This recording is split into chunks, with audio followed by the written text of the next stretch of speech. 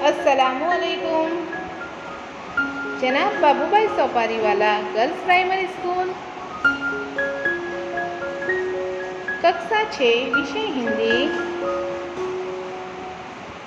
Part 10, समझदार नन्ही, जो एक कहानी है और जिसको लिखा है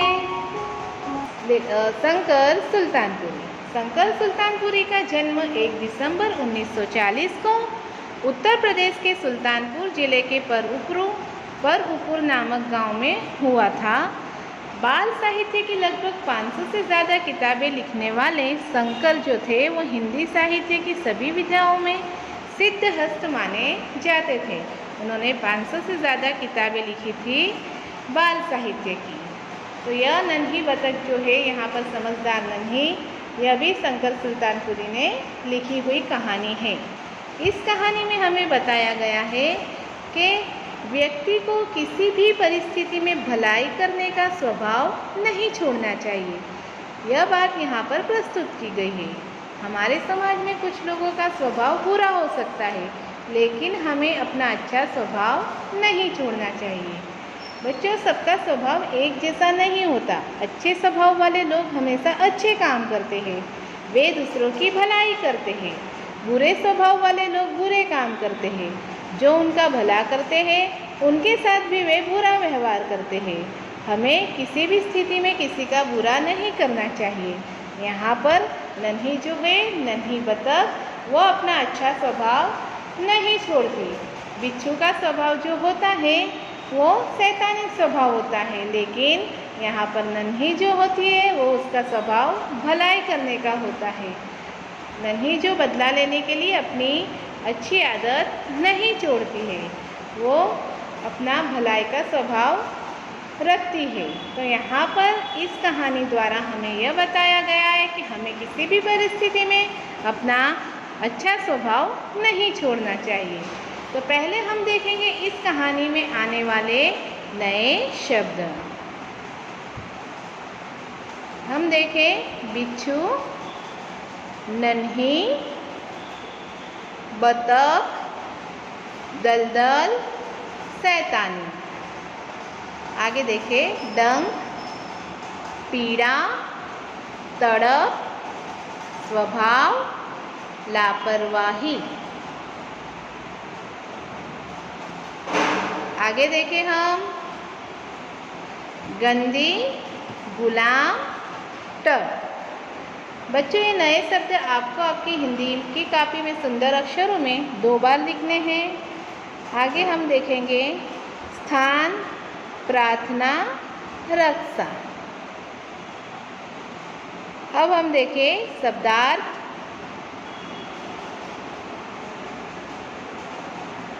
तट, तट का मतलब होता है किनारा। नन्ही, नन्ही यानी छोटी।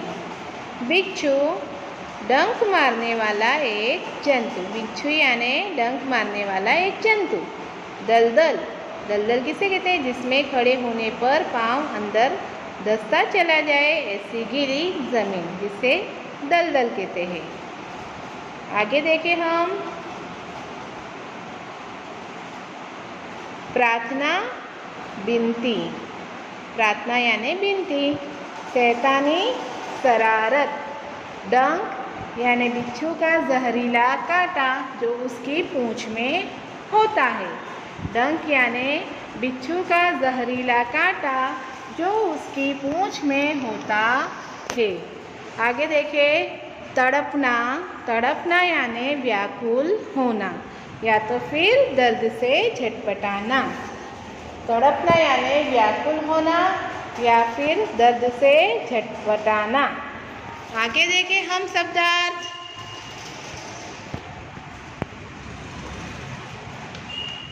लापरवाही यानी बेफिक्री। लापरवाही, बेफिक्री। स्वभाव यानी आदत। स्वभाव यानी आदत। बच्चों, ये सारे शब्दार्थ भी आपको आपकी हिंदी की कॉपी में लिखने हैं 2 बार। अब हम आगे देखेंगे मुहावरे। अनसुनी करना यानी ध्यान न देना। अनसुनी करना यानी ध्यान न देना। आगे आदत का गुलाम होना, आदत से मजबूर होना। आदत का गुलाम होना यानी आदत से मजबूर होना।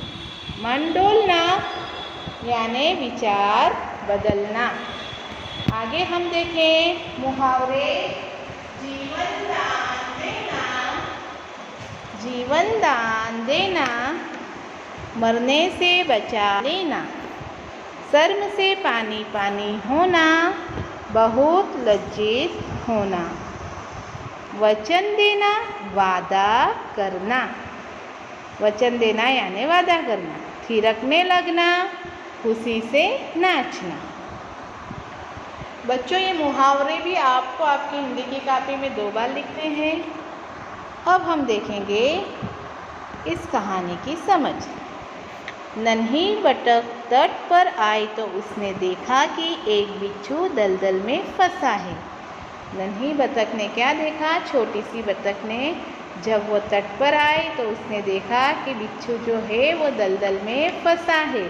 तट मतलब किनारा। जब वो किनारे पे आई तो उसने क्या देखा? एक बिच्छू जो है वो दलदल में फंसा है। दलदल मतलब वो गीली ज़मीन जिसमें पाँव धंसता जाता है। तो वहाँ पर बिच्छू फंस गया था। बिच्छू ने नन्ही से प्रार्थना की, बहन मुझे बचा लो। बिच्छू नन्ही से विनती करता है, बहन मुझे बचा लो। नन्ही को उस पर दया आ गई। नन्ही का स्वभाव भलाई करने वाला था, इसीलिए नन्ही को उस पर दया आ गई। उसने बिच्छू को दलदल से उठाकर सूखे स्थान पर रख दिया। उसने क्या किया? बिच्छू को दलदल से निकाला और सूखे स्थान पर रख दिया, मतलब उसकी रक्षा की। बिच्छू को शैतानी सूझी। बिच्छू का स्वभाव शैतानी था, इसीलिए उसे शैतानी सूझी। उसने नन्ही को डंक मार दिया। डंक मार दिया इसीलिए क्या हुआ? नन्ही पीड़ा से तड़प उठी। नन्ही को बहुत दुख हुआ। उसका डंक लगने से उसे पीड़ा हुई, इसलिए वो तड़प उठी। उसने बिच्छू से पूछा, क्यों भाई तुमने मुझे डंक क्यों मारा? उसने क्या कहा? क्यों मुझे डंक मारा? बिच्छू जो था वो लापरवाही से बोला, मतलब बेफिक्री से बोला। वो क्या करूं? डंक मारना मेरा स्वभाव है। बिच्छू क्या बोला कि मैं क्या करूं? डंक मारना तो मेरा स्वभाव है। नन्ही बोली, तुम यह गंदी आदत छोड़ दो। क्या बोली? यह आदत छोड़ दो, नहीं तो मुसीबत में तुम्हारी कोई रक्षा नहीं करेगा। तुम ऐसा करोगे तो फिर तुम्हारी कोई रक्षा नहीं करा।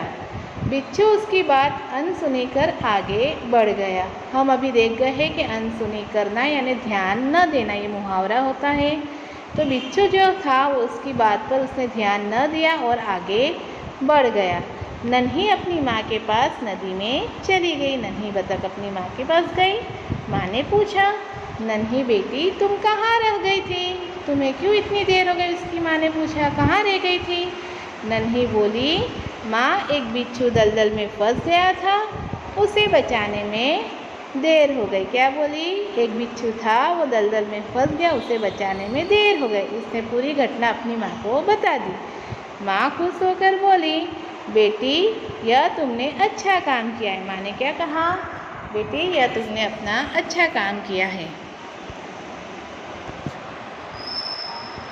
नन्ही बोली, लेकिन बदले में उसने मुझे डंक मार दिया। मैंने बिच्छू की जान बचाई, लेकिन बिच्छू ने क्या कहा? बदले में उसे मुझे डंक मार दिया है।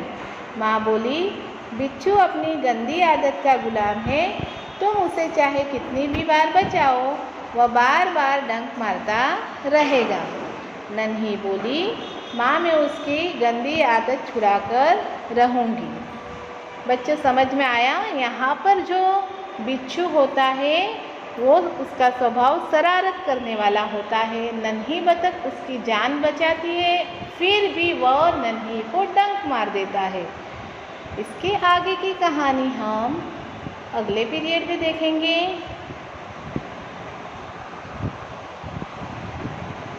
Thank you.